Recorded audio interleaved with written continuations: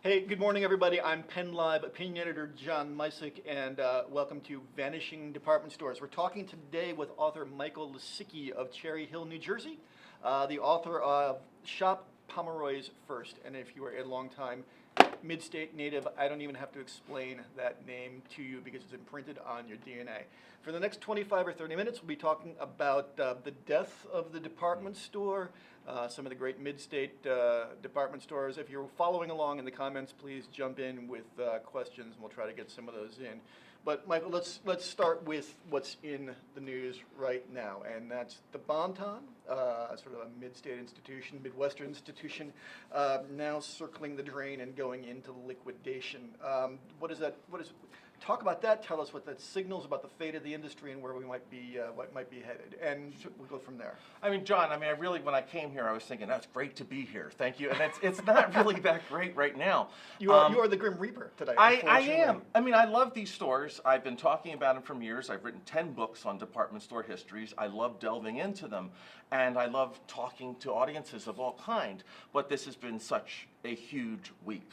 And it's not like with the loss of Bon-Ton stores. Bon-Ton stores, which started off maybe much more centralized down there in York, Pennsylvania, and grew, basically initially with its large acquisition of Pomeroys.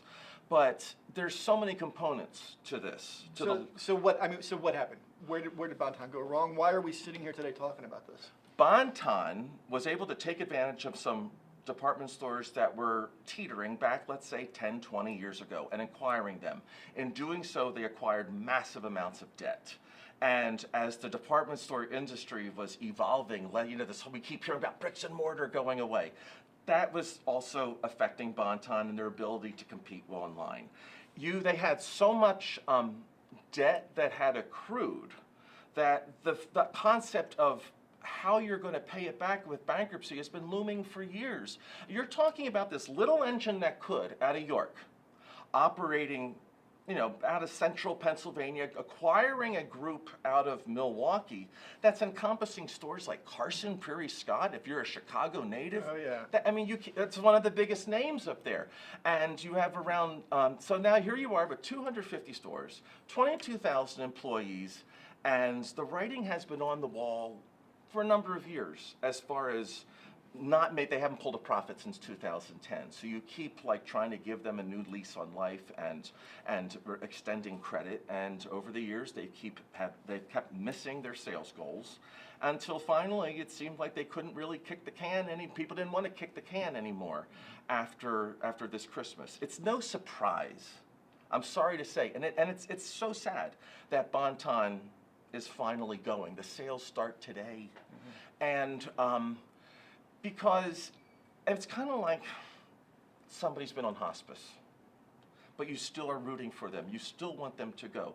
This is a large part of our culture. And about the loss of Bon-Ton today it's really hitting into smaller town America and some of America's heartland. I mean, Bon-Ton operates stores, whether it's from Pennsylvania all the way out to Montana. And what I learned, even if we want to put Sears in there as a role model, which is about to close its last store in Chicago, I read just the other week, with the city where it started. There was a point where Sears was Chicago, and Chicago was Sears. Yes. And that's part of the motivation with these books, because they're part of the identity. So let's talk about this. I mean, we know that retail has been migrating online for years. We know that retail has segmented into smaller specialty outlets, specialty retailers. So why does the department store space even exist now? Who's shopping there? Who does this service? When I look at Bon-Ton, there are a lot of career employees that work. You have people in this Harrisburg area that have worked with Pomeroys, that have moved into that transition into Bon-Ton. You learn that you're gearing towards a more mature customer. Problem with department store is always cultivating the next customer. But I've also learned that these people aren't necessarily shopping online, whether they have access, whether they don't want to. That's why I feel when you go into some of these smaller towns, when Bon-Ton pulls its store, whether it's in a little town center or where it's in a struggling smaller shopping mall, right, you're taking away an option for people's social aspect and also as an economic engine. Right. And that part of the culture is going to go away.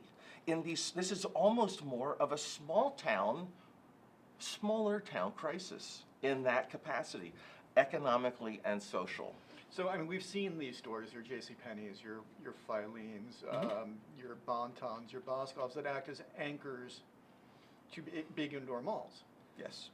And we could spend probably an hour talking about the death of the mall as well, the transition from that big indoor space to the town center outside shops like the Susquehanna shops or the Saucon Valley shops in the Lehigh Valley, that kind of thing.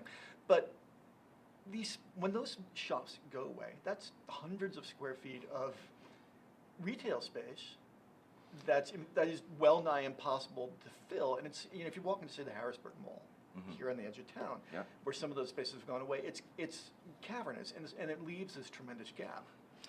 And unfortunately, a lot of that gap is full of asbestos too. There's a whole your environmental issues. What do you do with these large buildings that are obsolete? I hate to say, because I love these department stores and shopping centers in general, with the ones that were extremely creative and really served the purpose. They're real, I don't know how they will be repurposed. I don't know how the land will be redeveloped.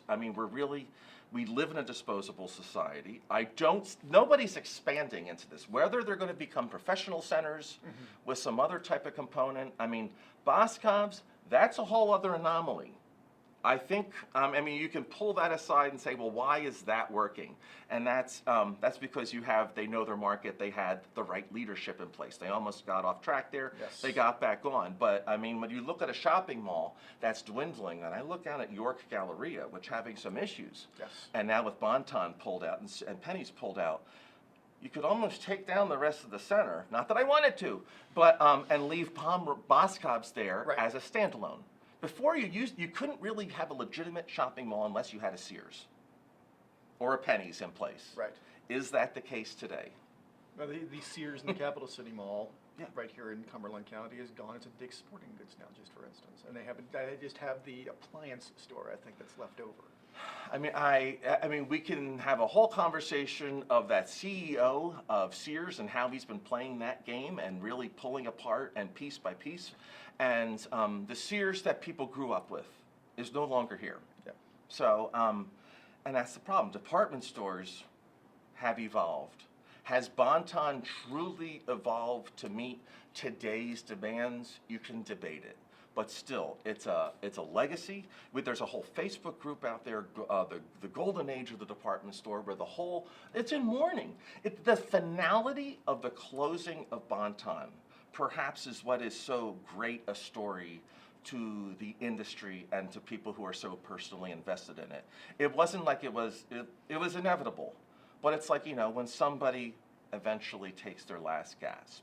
Because this isn't just Bon-Ton. You're looking at Elder Bierman, Carson Prairie Scott, Yonkers, Bergner's, Boston store out of Milwaukee. I gave a talk up in Brooklyn, the Brooklyn Historical Society, on Monday. And I realized, because they still have a downtown store there, it used to be Abraham and Strauss, now it's a Macy's. It's one of only 14. Fortunoff's too. Fortunoff.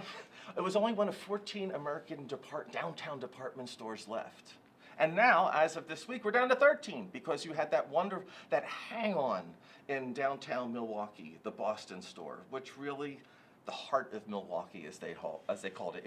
It shared the headquarters with the York division, and that's a huge psychological and economic loss to a city like Milwaukee that wants to hold on to its identity and its structure downtown. There's something that's just so final.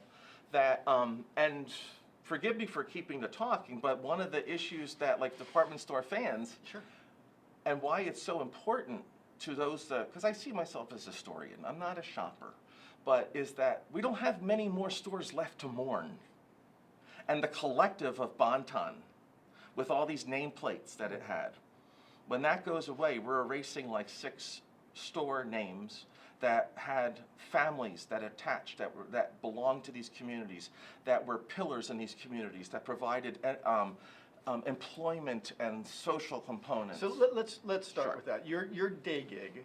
Yes. You are an oboist with the Baltimore Symphony. That's been my identity since this whole So thing how came does out. how does a nice boy from Cherry Hill find himself as a historian of department stores? It was always the secret a secret obsession because When did you wake up? What was the eureka moment? Was there a department store you frequented as a kid that like imprinted on you? What was it? yeah, well, I got stitches on my forehead because my mother said we were going to the Cherry Hill Mall when I was 3 years old. I got really excited and I ran to a chair. And I remember you have Camden, New Jersey, which is an issue upon itself. I remember when Lip Brothers, they had a big branch down there in downtown Camden, and they were closing in '72. And here I am as an 8-year-old child thinking, what's going to happen with Camden, New Jersey? Right. I mean, we've had other issues. course. And I don't know. I loved the identities of how you went to city. My mother loved getting in car rides. And well, why did I like these places? It took me around 3 books before I realized this was my time with my mom. Mm-hmm. This is what she knew. She born in 1921. She was part of that whole era. And this is where, this was my time with her. She didn't put me in gloves. I wasn't sitting in a tea room. I was in a station wagon. And I enjoyed going on trips. And it's just how you're wired. I tell people, that's just how I'm wired. I don't know. But the historical component really intrigued me. And to see these places go as you're growing up, places that you felt were so institutional, so permanent, and to see them dissolve really hit me. And became I wanted to know more about these stories. That's what intrigued me about Pomeroys. I didn't know that much about Pomeroys, what it actually, who it belonged to, what it belonged to, and getting into these books, learning these stories, learning these communities. And in the case of Pomeroys, it's upwards of over 4 communities getting to know. It's just been fascinating, and people just open up to you. And they tell you some really personal experiences. They track you down. They give you things. And it's just been a really special part of my life. Not that being an oboist in a big orchestra, it hasn't. But it's just, I believe if you have a passion and you have good intentions and you have the goods to back it up, you can do some good. You can't get a degree in being a department store expert. No. You can't get a degree in being an expert in anything. But if you know what you're talking about and you like what you're talking about, then, and I've been fortunate to be able to share some stories that really... And that's the thing. You and I were talking before we hit the live button here. Mm-hmm. We were gossiping back and forth about the department stores of our youth. And you're talking about the way these places imprint on people, the way it becomes part of their, psychic geography, I guess. I mean, how does that happen? How does something as kind of abstract as a department store become such a sort of a towering thing in a collective cultural memory? I think we look back at the social component. When you talk about, here, 2 guys. We're talking about Sears. Right. We're talking about Bradleys. We're talking about, and you had Corvettes here and which in Harrisburg too. You talk about those things, and it's a genderless kind of passion, because you're thinking of the times that you spent there socially. Right. That's what was part of our. I mean, we were talking about your records. You're buying records at Caldor. I mean, you have these memories. People have. You got to be maybe 40. I know to really understand what going downtown was, to seeing the parades, to seeing that whole social, regional identity, traditional concept that the department stores really fostered. And when you scratch at that surface, it doesn't matter who you are, or what your real interest is, to just kind of. It's almost like, what's your favorite color? What's your favorite whiskey? What's all that? And you just have an answer. And you just kind of light a spark. And that has been the most personal thing, is that when people bring back the family recollections to these places. Tell me about some of those. What are the great ones you've heard from people down the years in your many adventures? I wish I could just bring some of these letters, that would come to me, but I'm just going to go back to Monday. Because here I am in Brooklyn. Brooklyn, New York, which I've loved getting to know about Brooklyn. Sure. And you're talking, there's 250 people approximately packed into the Brooklyn Historical Society. And then they have the signings. I don't know why people would want my signature in a book. I don't understand book signings. I never wanted to write a book, but I just love getting these things down. And this one woman came to me, and she came up and she said, I have to tell you, thank you for doing this. Thank you for doing this for Brooklyn. And I'm thinking, I'm not from Brooklyn. I mean, who am I? I'm just an oboist that was able to put these, I don't even think of myself as an author. It's kind of like you're putting these projects together. Sure. And stuff like that, for example, is really something to have somebody thank you for doing this. There's something to these places. If it's that personal, if it's that important to somebody, and that's part, I believe, of identity. We have had such a loss of identity. We've become so homogenized. We've become so polar. And in some ways, these places are a safe place. What I did learn, which is a whole other topic, is how I love saying how department stores were everything for everybody. Everybody you have to put in quotation marks, because not all stores were open to everybody. And I had to learn that, and I'm always sensitive when I talk to, especially after my first book that I did out of Baltimore on Hutzlers, to really kind of like understand and be a little bit more sensitive to that issue. Talk a bit about that. I guess we're talking about segregation. We're talking about talking about black people not being allowed to facilities as whites. Were there black-only department stores? Have you found those? Black-only department stores, I would say no. Okay. Not that I know of on a large scale. Or were there separate entrances? Or Absolutely. What was it? What I did learn is you didn't have to go to Alabama. You didn't have to go to the Carolinas Did you go to Harrisburg and find that? Harrisburg, a lot of these places, if you were black, you weren't going to go into Mary Sachs to go shopping, which was like the fancy women's store down there. Pomeroys was a little bit more open because of its price point. Some places, it was almost a written rule. In Baltimore, if you were African American, you had to shop in the basement. If you were on the first floor, if you're African American, you had to have a note to be on the first floor or above, saying that you were there to pick something up for somebody. And that was pretty much an understanding rule. As far as even today, the way how blacks will be followed you could say, is that truly opened when you're being watched constantly? But you go to Wilmington, Delaware. I know we had a World Book Encyclopedia set that our aunt gave us when we were little, and they had Delaware as being a southern state. I know I'm in Maryland. I know we crossed the Mason-Dixon line going home today, and you go into Wanamaker's that was in Wilmington. You still had 2 water fountains there. You look at pictures of Filene's basement. That whole wonderful outlet entertainment option there in Boston. Everyone of a certain age and stuff. You know Filene's basement. It was crazy. You got automated bargain. You look at the pictures, you don't see a lot of diversity in those crowds. So addressing that, which I like to mention to people, because when we talk about, bring Sears back into the equation, is I learned that one of the things that built Sears up towards its heyday, that made it purposeful, was that the power of their catalog, which is like, the Amazon of today. Yes. I remember making that connotation around 5 years ago, thinking I was a genius and everyone's using it now. But you can't, and even with Amazon, you can't discriminate online. And that played such an important role in the 40s, 50s, 60s, where they didn't ask you what color you were when you were ordering from the Sears catalog, and that bred loyalty. Sears had a very big presence in Latin America and South America, and they were one of the earlier stores to also have their identification signs, which I think you go to Colonial Park, you'll still see that it's also in Spanish, to try to embrace, because you still have some loyalty there, but the loyalty to the old Sears customer that wanted Craftsman tools and Kenmore appliances and things as solid as Sears isn't necessarily around anymore, at least in the amount that's needed to warrant the continuation of the company, especially in the power to sell off your stock symbol for money. Come on. But that is something that I think plays an important role in the history of Sears. You know, just to go down that alley for a little bit. I mean, Sears even sold house kits.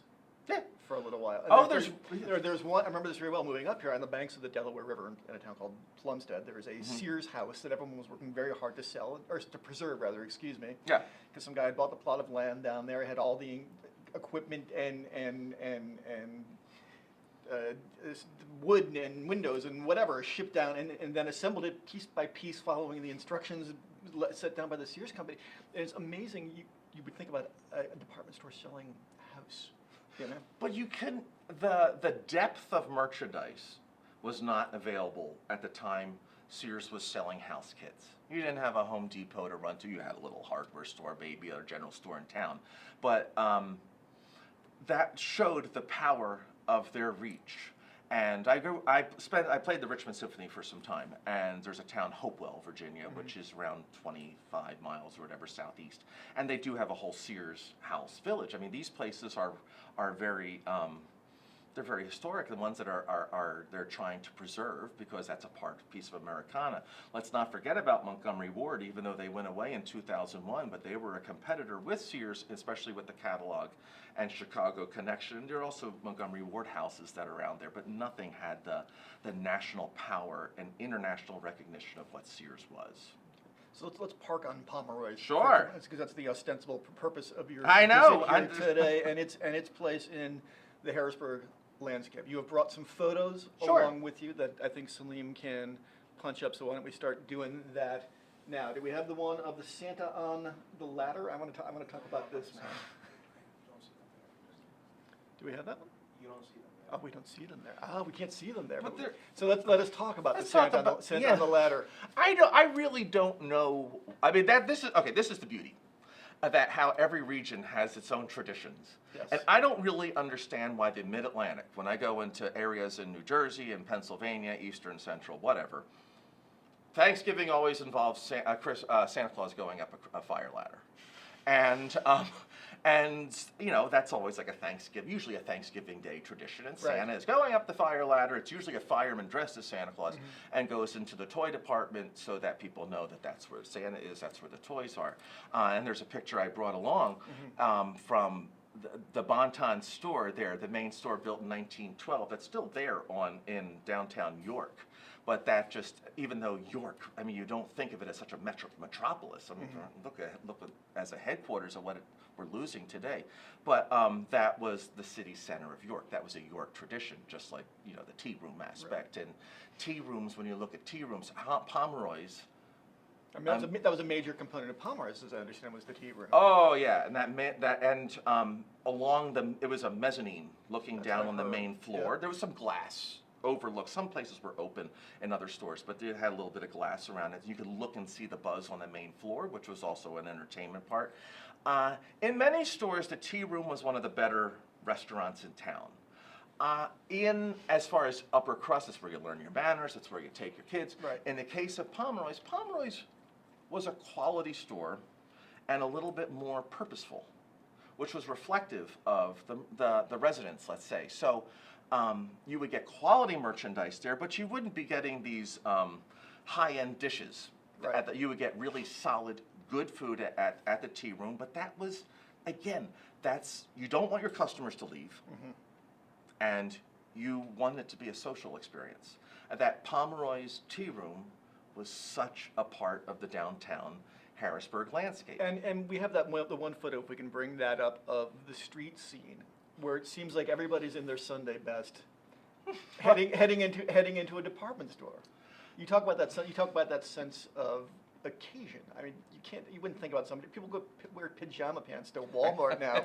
No, they're not even getting out of their houses. But here they're wearing gloves to go to lunch at Pomeroy's. Because it was you got to think of the social component. First of all, you didn't have women in the workforce as you do today, and so they were able to. That was their outing time with their friends and family. So you didn't have competition. It was when we turned away. Okay, you have cities that are going through their struggles. Right. I mean, I see 1953. If I needed to be a lifeline on Millionaire. as being the year of the department store and the year of downtown, because we're looking forward to the suburbs. We have advancement. We have this hope, and you still have an active, alive city center whose infrastructure is still very much intact. And when we start then wanting more convenience, we want value, we want our own home, and we see some of the social turbulence that's happening during the time. That's when downtowns really started to fall out of favor. Camp Hill. Yes. If we look at Harrisburg, the Pomeroys in Camp Hill, which is a Bonton today, they had no idea when that opened in 1968 that it was going to be as popular as it was. Not only because it wasn't even connected to a shopping mall or a shopping center here for Harrisburg. It was a standalone. They thought that the downtown Harrisburg store, they expected it was going to lose around 25% of the business, especially as a startup to go out there, because you had parking, you had late nights, and it was more like a 50% hit to downtown. And these old buildings, these old department stores that you see, doesn't have to be in Harrisburg, Reading, Pennsylvania, Philadelphia, anywhere. They're expensive. They're expensive to maintain. And even though, this is kind of gets me a little bit with department stores, even we all want to see, come on, Harrisburg, you had Wanamakers and Gimbals coming in trying it out. You had Lord and Taylor coming in Harrisburg. Even this is a market. Let's test this market out. My genius point being, I start going into department store La La Land a little bit and just kind of, but the competition. You had this feeling that, all right, let's try out this new customer. But, Pomeroy's needs to keep its windows going, needs to keep Santa there. It costs money to do that, but you still want to try somewhere. But like when Santa comes out of Pomeroy's, we can't afford that anymore. How could they do that? By providing these traditions and experiences to your shoppers. Department stores, when they pulled it away because they needed to cut costs, they were criticized for it, and people took it out of them. But they weren't people weren't shopping at these places, weren't being as loyal when value and convenience became more important. But they expected them to be there. So you see the city centers hollowed out by the growth of the suburbs. 25, 30 years later, you see the so-called Walmart effect deal, what is in essence a death blow, because they open up on the edge of town. Everyone starts going there because the prices are cheaper, they have expansive parking, they don't have to pay or struggle for spaces in a downtown core. So you have that. Then you have the growth of, say, other discount retailers like Target, which are sort of slightly higher end, I guess, but who are nonetheless still struggling sometimes. Is there a place now for these kind of it seems not to be the case, for these sort of middle rung department stores like your Boscovs, like your Bontons? Are they now being effectively supplanted by Target and Walmart, and are the only ones that are going to survive, are those going to be the higher end ones like your Bloomingdale's or your Nordstroms that are in sort of ritzier suburban malls like King of Prussia or are downtown on Madison Avenue in New York City?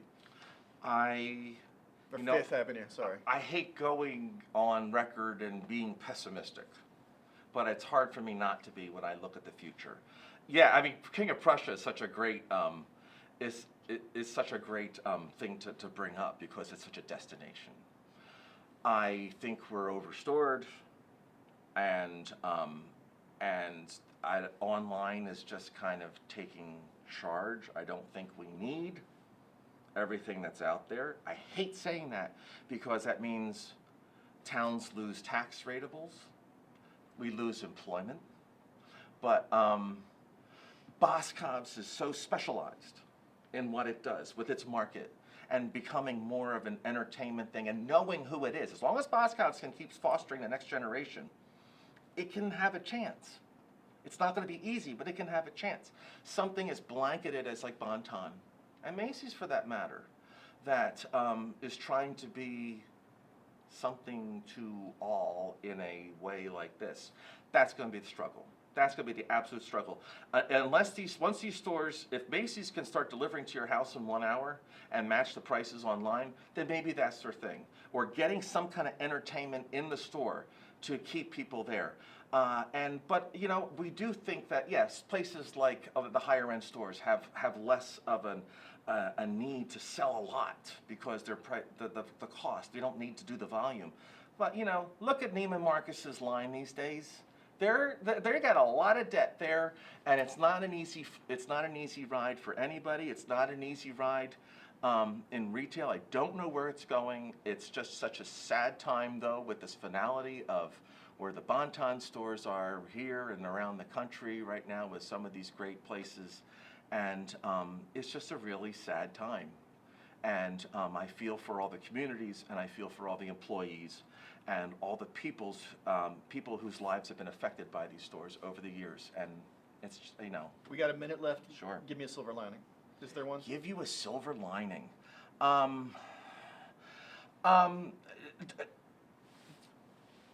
Get out of your houses. Get out of your houses and think about your local communities and support your local businesses. Don't be afraid to give places a chance. As far as a silver lining for department stores, since we're here in the Harrisburg area and we're in central Pennsylvania, God bless Al Boscov's legacy. He has built a store that is for Pennsylvania and for the citizens. Take advantage of that and the roles they play in their community. As far as the vast shopping malls that are out there and soon to be empty space, I can't address it.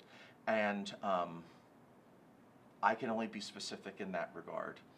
I mean, you're in Pennsylvania, Boscovs, you did it right, you're good people and a good company and a great philanthropist for central Pennsylvania and Reading. As far as the department store industry, if you like it and if it means something to you, then just get off your couch and go there then. Try to keep this going, but it's becoming so far and fewer now, and what a hard time. But always a great time to talk about these places and what they meant to us. All right. Well, Michael Lisicky, thanks very much. Thank you, John. Thanks for Thanks having coming me. in. Thanks, everybody. Have a good day.